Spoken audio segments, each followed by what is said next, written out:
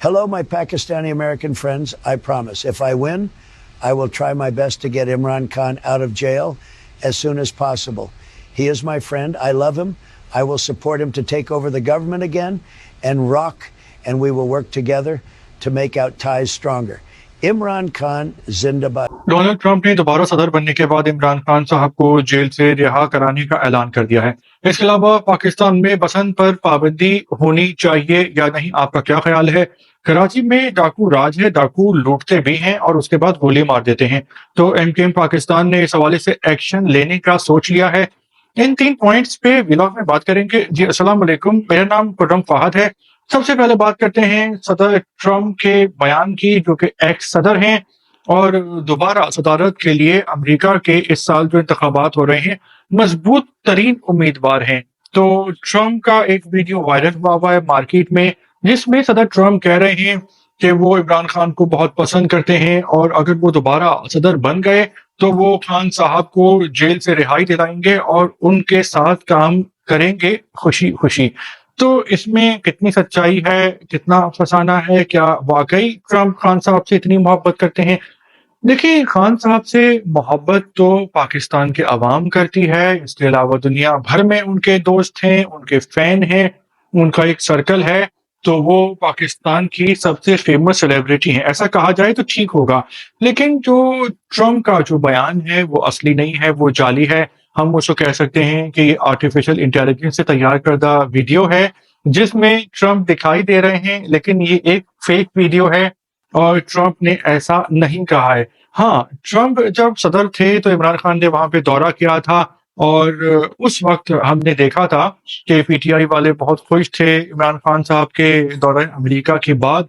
और फिर जब बाइडेन आए नए इंतखाबात के बाद, तो बाइडेन साहब ने इमरान खान साहब को एक फोन करना तक गवारा नहीं किया और पीटीआई वाले कोशिश करते रहे कि बाइडेन एक फोन करें, लेकिन बाइडेन साहब का जो रवैया था वो पीटीआई की तरफ और पाकिस्तान की जानिब काफी ठंडा था।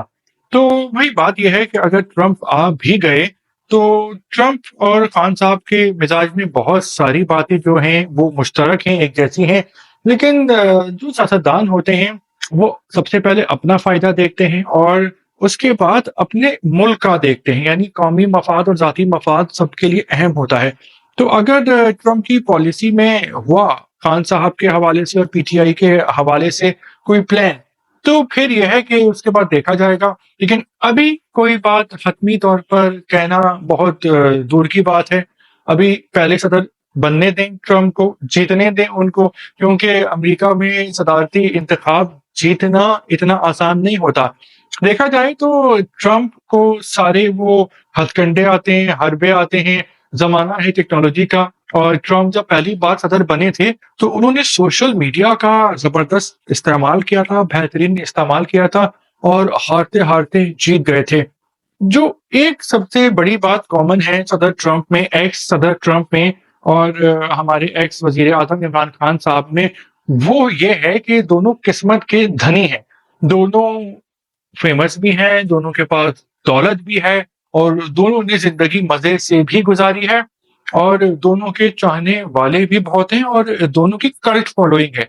यानी लोग जो इनको पसंद करने वाले हैं वो इनको फरिश्ता समझते हैं तो दूसरों को शैतान समझते हैं और दोनों के चाहने वालों में इंतहा पसंद मौजूद है। तो देखते हैं ट्रंप बनते हैं या नहीं सदर, लेकिन सियासी कैलकुलेशन ये कहती है कि ट्रंप दोबारा से सदर बनने के सबसे मजबूत उम्मीदवार हैं। जो दूसरा पॉइंट यह है वो है पाकिस्तान में बसंत का सीजन है और पिछले कई सालों से बसंत पे पाबंदी लगाने की बातें होती हैं, पाबंदी लगा भी जाती है। तो क्या इस साल भी ऐसा ही होगा?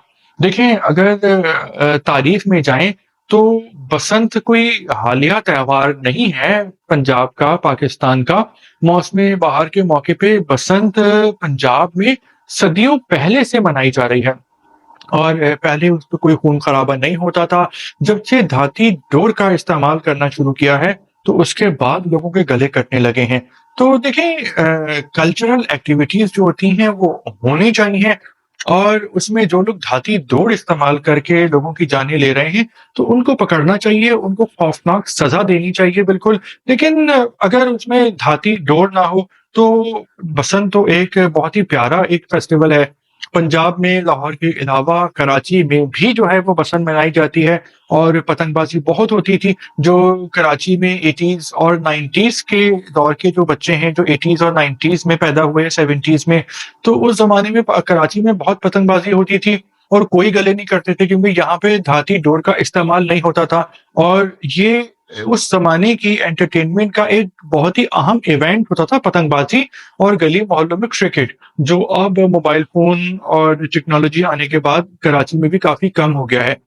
तो अगर पतंगबाजी की जाए धाती डोर के इस्तेमाल के बगैर, तो ये तो एक फन एक्टिविटी है, एंटरटेनमेंट है और जो हल्ला गुल्ला होना चाहिए, मजे के इवेंट्स होने चाहिए ताकि लोगों में इंतहा पसंदी कम हो और बोरियत ना फैले। हाँ, हमारे यहाँ जो है वो मसले की जड़ से खत्म करने के बजाय जो है वो अजीब बोंगे किस्म के प्लान और फैसले कर लेते हैं, जैसा कि बसंत पर पाबंदी से कुछ नहीं होगा। अभी हमने देखा कि फैसलाबाद में एक नौजवान का गला कट गया, उसकी जान चली गई। उसके बाद से सीएम पंजाब हैं मरियम नवाज साहिबा, उन्होंने बसंत मनाने वालों के खिलाफ क्रैकडाउन का हुक्म दे दिया है और जो पुलिस है पंजाब की वो सारे काम छोड़ के पतंगबाजों को गिरफ्तार कर रही है। तो सारे पतंगबाज तो धाती डोर का इस्तेमाल नहीं करते। तो इस मसले का जो हल है वो धाती डोर वालों के खिलाफ कार्रवाई है, ना कि पतंग उड़ाने वालों के खिलाफ। इसी तरह हम देखते हैं कि जब कोई सिक्योरिटी इशू होता है तो मोबाइल फोन के सिग्नल बंद कर दिए जाते हैं और डबल सवारी पर पाबंदी आयद कर दी जाती है, जिससे आम लोगों को परेशानी होती है। तो दहशतगर्दी का हल मोबाइल बंद करना और डबल सवारी पर पाबंदी लगाना नहीं है, बल्कि दहशतगर्दों को खत्म करना है। जब दहशतगर्द नहीं होंगे तो मुल्क में अमन अमान होगा, अमन और अमान होगा तो तरक्की और खुशहाली आएगी। लेकिन अगर आप दहशतगर्दों को कंप्लीट खत्म करने के बजाय अगर आप डबल सवारी पर पाबंदी लगा देंगे, रोड बंद कर देंगे और मोबाइल बंद कर देंगे, तो उससे सिर्फ और सिर्फ आम मासूम बेज़रर लोगों को परेशानी होगी।